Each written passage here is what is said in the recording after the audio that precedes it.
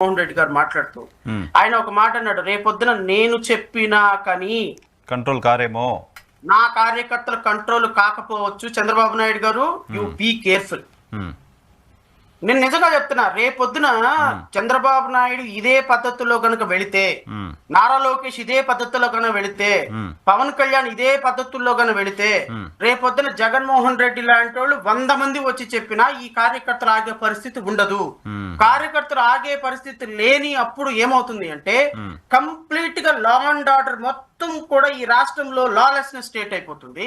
Lawlessness state అయిపోయినప్పుడు తెలుగుదేశం జెండా పట్టుకొని ఇలా పట్టుకొని నుంచోటానికి కూడా గజగజ వణికిపోయే పరిస్థితిని, ఈ రాష్ట్రం నుంచి పారిపోయే పరిస్థితిని కార్యకర్తలు తెచ్చుకుంటే, రేపొద్దున ఏ కార్యకర్త అయినా సరే ఒక కార్యకర్త ఒక హ్యూమన్ బీయింగే.